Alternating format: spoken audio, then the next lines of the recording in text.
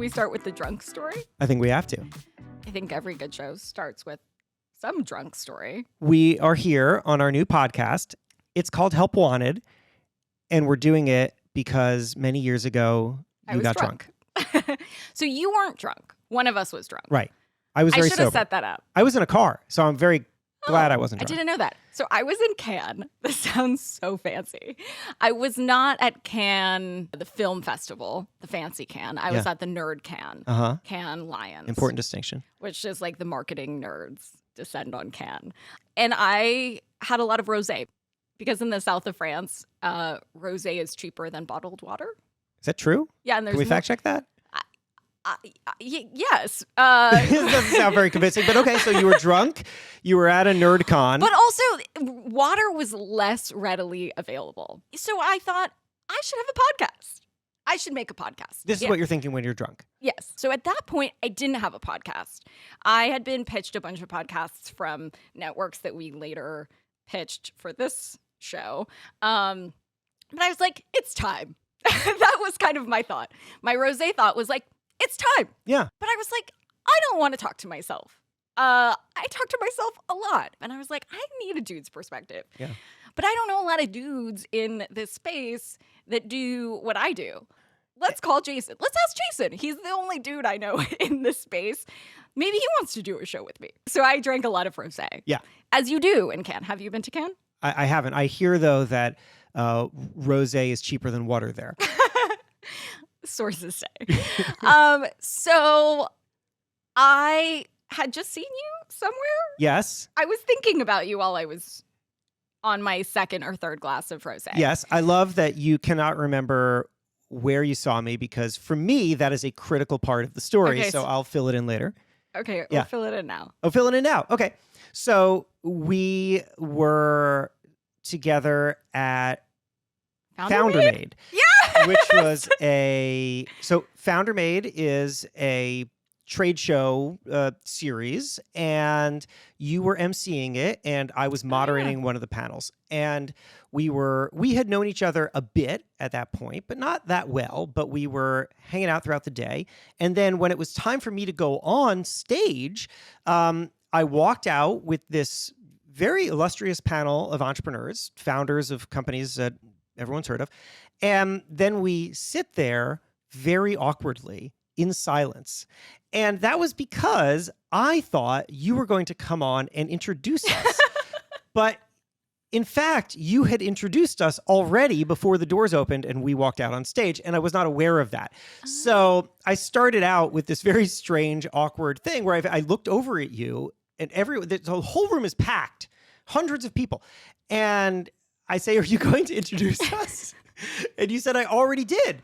And then so I made some kind of joke about it. And then I went off, and then something else happened. I don't remember, but the panel was half a disaster. Like, it just kind of kept going wrong. But I have developed this skill after being on stage enough of just making a joke out of anything that goes wrong, and then you turn it into like an asset, and then the crowd's kind of with you. And it was hilarious. And it was fun. And at the end, you and I did some kind of like speed round question thing with the panelists because something had gone wrong. Anyway, the reason that I'm bringing this up is that I firmly believe that the best thing that can happen to you is that something goes wrong.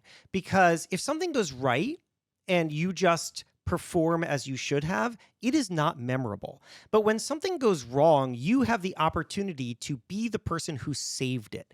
I think about that a lot at work. Like, I really love when things go wrong because that's when I can step up and be recognized. I've thought about that throughout my career. So when I think of this moment of you texting me a couple weeks after that, drunk in Cannes at the NerdCon, I think of it as the result of me doing really well on stage when things went wrong. And that's the reason that you remembered to think of me later. So you texted me and you said, do you want to do a He Said, She Said podcast about money? Yeah.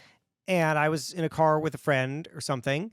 And I don't think that 18 podcasts already. Yeah, I had a lot of stuff to do, but I immediately said yes. And I like saying yes to things and then just figuring out how to actually then fulfill the yes. And so I came up, I don't know how, there's no great drunken story about it, I don't think, with Hush Money. It's like a taboo money show. I remember we put together a delightful one sheet. We taped a pilot in your kitchen. in my kitchen. You knew how to do the mic stuff, and I was like, I'll talk, but I don't know about this other stuff. Yeah. You did, because you did have two other shows at the time. 2 other shows at the time. Yeah. So you never forget your third. This makes this my 4th. That's right. And then we pitched that show. We did 2 seasons of it. It went on hiatus because of the pandemic, and we had other projects. And then it sat on a shelf. Yeah. I didn't know anything about money. When that show ended, we just kept talking, almost as if we had something to make together, but we didn't. But then the natural conversation that we ended up having afterwards was something that I think we both realized, well, this is really useful to us. Like, it's just, you need a experienced phone a friend in your life. Yeah. You need a helpline. Why didn't we call the show Helpline? Because help wanted is better. Yes. It's hard to ask for help. It's really hard to ask for help. I know that's cliche and we're allergic to cliches, but it really is. I think that when anyone asks for help around career stuff, they feel like they're already fucked. Because they should know the answer? Because if they're in a place of needing help, they're in a place of desperation, and it's helpless. I think early in my career, I did feel that way. But now I love talking about all the things I don't know, and learn and grow and rinse and repeat all the time. But I ask you for an inordinate amount of help.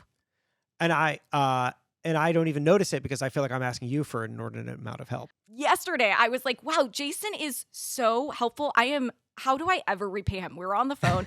We were trying to shoot it at a place. You're like, I emailed the PR people like proactively. Yeah. I didn't even ask you to. Yeah, I was like, damn, Jason, what can I do? Can I babysit? What? And I remember I was like, oh, great. I can't wait to be useful. Because I feel like this probably comes after me asking you for pieces of advice for 10 different things. Or sometimes we'll just get it on a call, and then afterwards I will realize I just like anxiety rambled to Nicole for half an hour. Like I don't think that she said anything. So I was just excited for the opportunity to be useful. And what we ended up just sort of evolving into, right? If you flash back here, we go from me messing up on stage to you drunk texting me to a podcast that was fun, but didn't last very long, to then after all that, then we really got to the meat of it. And the meat of it was just finding another person who you felt like matched with, and who you could let your guard down with, and who wanted to be helpful and you wanted to be helpful to them. And that, I think, is what we are trying to replicate here. Because I'll tell you something that I found super interesting is, generally what I'm doing is I'm talking to entrepreneurs.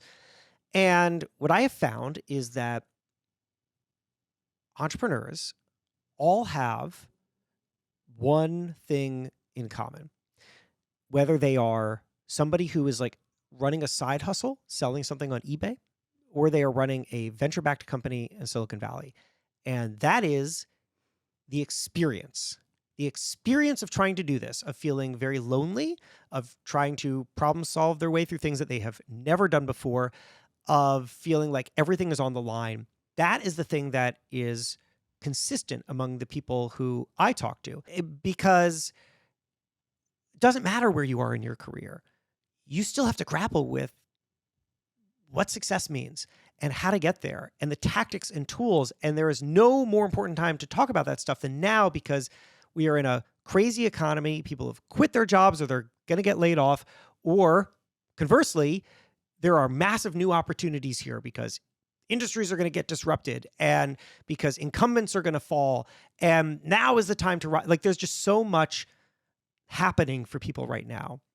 And I want for us to be helpful. Yeah, and we've cut through the BS. Like we've cut through the niceties. Like you and I will ask each other whatever with no filter. Yeah, we are bringing our own experiences to bear here, not just what we've learned, but also the failures. But we're also going to bring in folks who do it exceptionally well. We're going to talk to super interesting folks, not the usual, let's bring in the expert or let's bring in the celebrity. And we're not always going to bring in guests, but when we do, it's going to be because they have figured something out, or they are grappling with something that I think everyone can benefit from listening to. So let's go be helpful. Yay!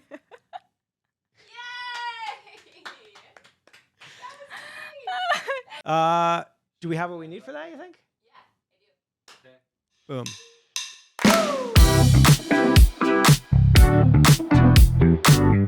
Boom.